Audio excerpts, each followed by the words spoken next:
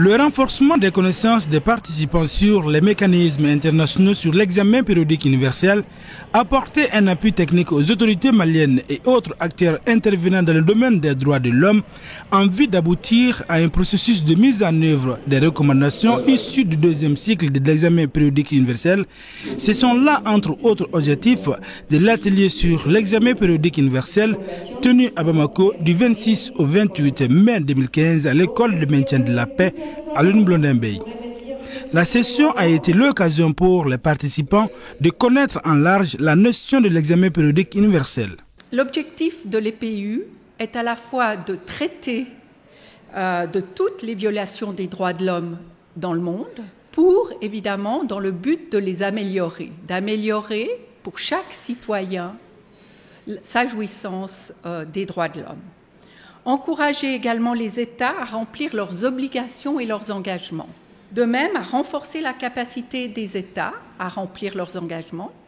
L'examen périodique universel est l'un des principaux mécanismes onusiens de protection des droits de l'homme.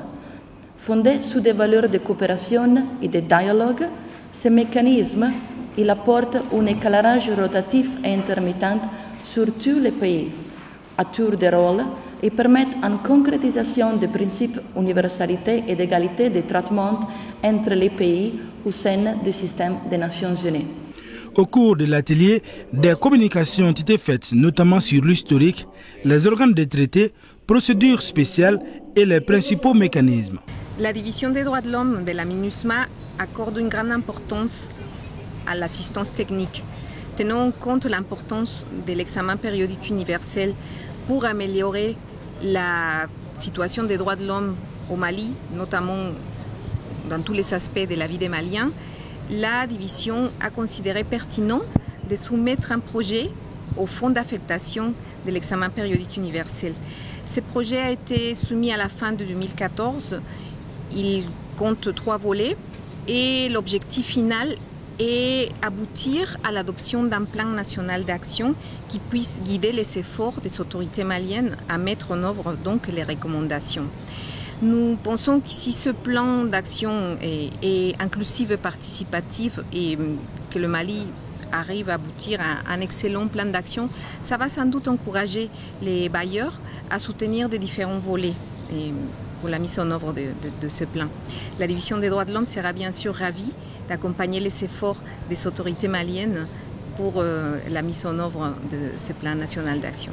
Cet atelier de la MINUSMA, division droits de l'homme en partenariat avec le ministère de la Justice, droits de l'homme et garde des Sceaux, a été beaucoup apprécié par les acteurs de la société civile et les élus de la nation. C'est pourquoi ils n'ont pas manqué de montrer leur satisfaction quant à l'importance de l'examen périodique universel pour le Mali. Vous savez que notre pays traverse depuis des années maintenant des situations extrêmement compliquées. Donc c'est pas facile, mais je pense dans l'ensemble que le Mali est sur une bonne voie. Cet atelier a toute son importance parce qu'il s'agit d'évaluer les engagements auxquels le Mali a volontairement souscrit par ce qu'on appelle l'examen périodique universel. Donc aujourd'hui, ça permettra aux participants d'évaluer l'état d'évolution des engagements du Mali en la matière. Cet atelier est vraiment très important pour notre pays, car cet atelier permet aux acteurs, aux différents acteurs, les autorités, la société civile, de bien comprendre ces mécanismes qu'on appelle EPU. L'EPU, en réalité, c'est l'examen périodique universel. C'est un mécanisme du système des Nations Unies. Il s'agit d'améliorer la situation des droits de l'homme, tout simplement. Les États examinent la situation, ensuite ils formulent des recommandations. C'est tout simple. Quels sont les progrès que le Mali a fait en matière de droits de l'homme et quels sont les défis auxquels le Mali est confronté?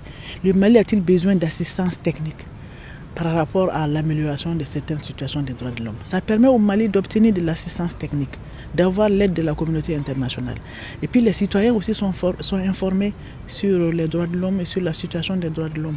Présents à la cérémonie de clôture, les responsables du département de la justice, droits de l'homme, garde des Sceaux et ceux de la MINUSMA ont salué la tenue de cet atelier.